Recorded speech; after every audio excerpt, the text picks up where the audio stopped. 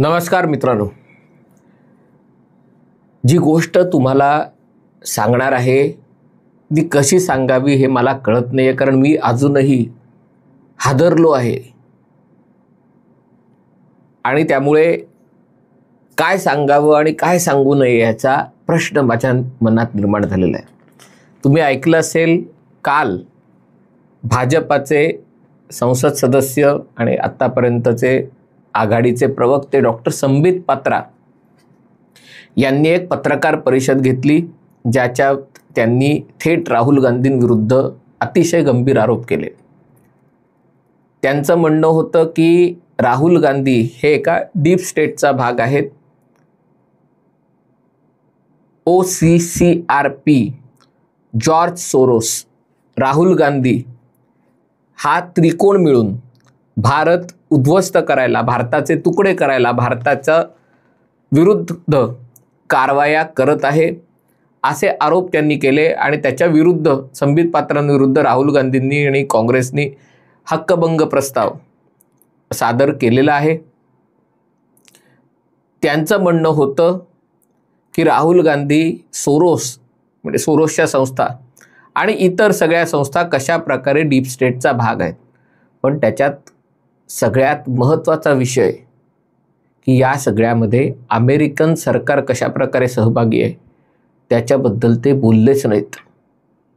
कदाचित भारत अमेरिका संबंधांसाठी असेल, कदाचित आणखीन तपशील यावेत म्हणून असेल, कारण भाजपाचे प्रवक्ते म्हणून त्यांच्यावर मोठी जबाबदारी आहे आणि त्यामुळे कदाचित हा विषय टाळला असावा। पण संबित पात्रांमुळे मी हा सगळा अहवाल वाचला आणि अंगावर काटा आला, खरोखर अंगावर काटा आला। माझा प्रयत्न आहे की चंद्रशेखर नेने आणि स्वाती ताईंसोबत या विषयावर एक सविस्तर व्हिडिओ करावा आणि या मीडिया पार्टचं इन्व्हेस्टिगेशन काय आहे ते तुम्हाला दाखवावं। मीडिया पार्ट हा फ्रान्सचा एक आघाडीचं वर्तमानपत्र आहे, इन्व्हेस्टिगेटिव्ह जर्नलिझम म्हणजे शोधपत्रकारिता करणार आहे। आणि त्यात एक 2 डिसेंबरला मीडिया पार्टचा एक संशोधनाअंती तयार केलेला शोध अहवाल प्रसिद्ध झाला आणि त्याचं टायटल होतं a painful but necessary investigation. आणि त्याच्यात त्यांनी म्हटलं की OCCRP ही जी संस्था आहे तिचं खूप मोठं फंडिंग अमेरिकन सरकार आणि अमेरिकन सरकार पण कसं करतंय, USAID या मदत देणाऱ्या संस्थेच्या माध्यमातून करतंय। आणि त्या USAIDला पैसे देणारी संस्था आहे ती काहीतरी US state department international narcotics and law enforcement, म्हणजे जी संस्था मादक अंमली पदार्थांच्या व्यवहारावर नियंत्रण आणण्यासाठी आंतरराष्ट्रीय स्तरावरच्या स्थापित केली गेलेली आहे, ती संस्था USAID या अमेरिकन सरकारच्या मदत देणाऱ्या संस्थेच्या माध्यमातून हे सगळे डोनेशन्स देते। त्याच्याबद्दल मी सविस्तर बोलीन, आधी संबित पात्रांबद्दल बोलतो, कारण हा विषय म्हणलं ना की छातीत धडकी भरवणारा विषय। पण हे OCCRP काय आहे ते तुम्हाला सांगतो आणि संबित पात्रांनी केलेल्या आरोपाबद्दल आधी सांगतो। OCCRP म्हणजे organized crime and corruption reporting project, हे एक NGO आहे। या NGO मध्ये 50हून अधिक आंतरराष्ट्रीय म्हणजे जागतिक माध्यमांचा समावेश आहे, वेगवेगळ्या देशातल्या आघाडीच्या वर्तमानपत्रांचा, ज्याच्यामध्ये शोधपत्रकारिता आहे। त्याच्यामध्ये भारतातलं इंडियन एक्सप्रेस आहे, जोगसत्ता आहे की नाही माहिती नाही, का जोगसत्ता त्यातलंच उष्ट खरकटं काढून जोगसत्ता त्याच्यावर आपला मसाला टाकून ते देतं माहिती नाही।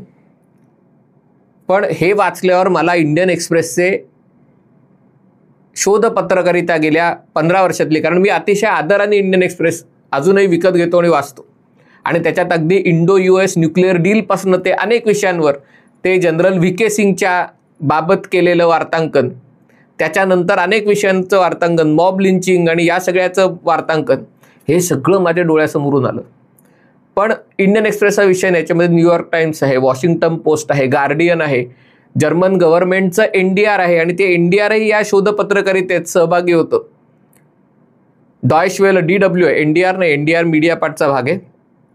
आणि त्यांचं उद्देश काय आहे की जगभरातल्या शोध पत्रकारांचं एक नेटवर्क तयार करायचं आणि हे जे मोठे आंतरराष्ट्रीय विषय आहेत, म्हणजे ज्याच्यामध्ये मनी लॉन्ड्रिंग आहे, ज्याच्यामध्ये ड्रग्स आहे, ज्याच्यामध्ये गुन्हेगारी आहे, organize crime and corruption reporting म्हणजे आंतरराष्ट्रीय भ्रष्टाचार, आणि त्यांच्याकडनं जो भ्रष्टाचार होतो म्हणजे वेगवेगळ्या राजकीय नेत्यांनी समजा कुठल्या देशात पैसा पाठवला, स्विस बँकेत किती पैसे ठेवले, किंवा मग म्हणजे हे जे सगळं गोष्टी आहेत ते उघड करणं हा याचा उद्देश आहे. खूप स्वागतार्ह गोष्ट आहे. काळा पैसा आणि भ्रष्टाचार आणि याच्याबद्दल रिपोर्टिंग झालंच पाहिजे.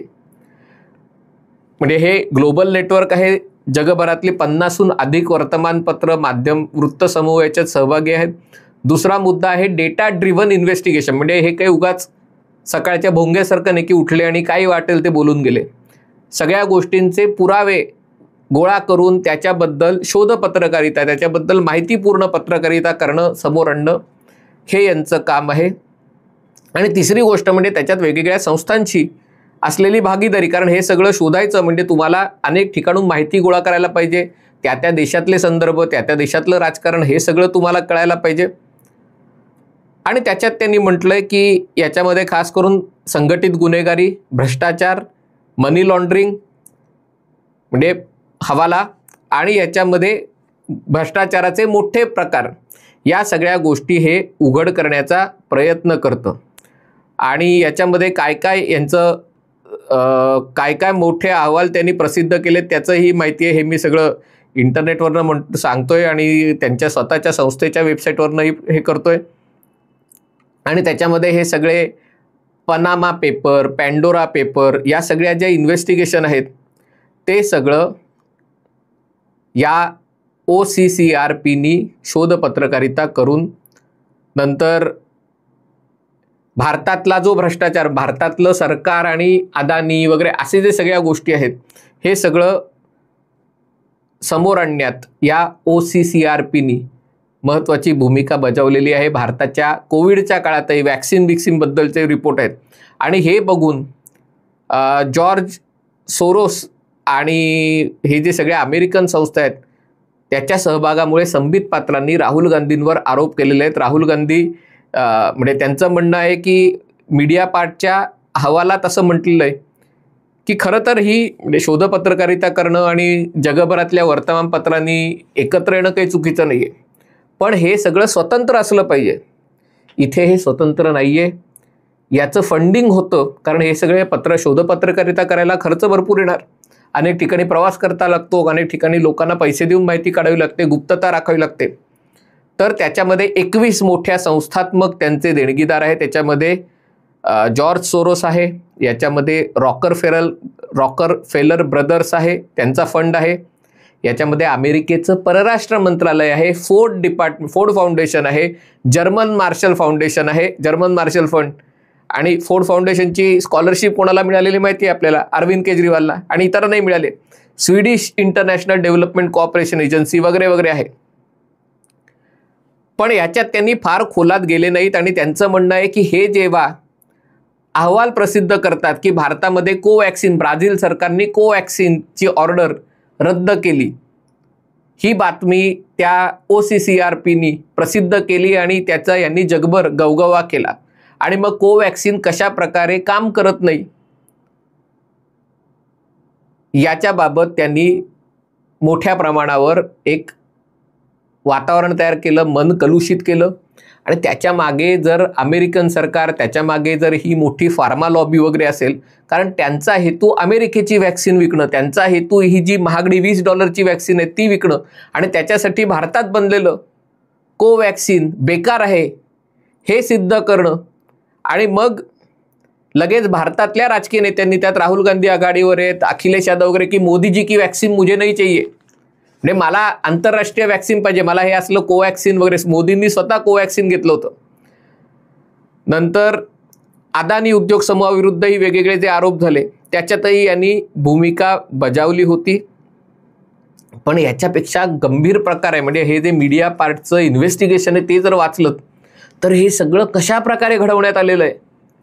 आणि हे करताना अमेरिकन कंपन्यांनी केलेला भ्रष्टाचार आहे तो कशा प्रकारे दाबला गेलेला आहे. म्हणजे पूर्व युरोपमध्ये मायक्रोसॉफ्ट आणि आणखीन एक बेक्टेल का कुठली तरी कंपनी, अमेरिकन कंपनी, त्यांनी लाचखोरी केली होती.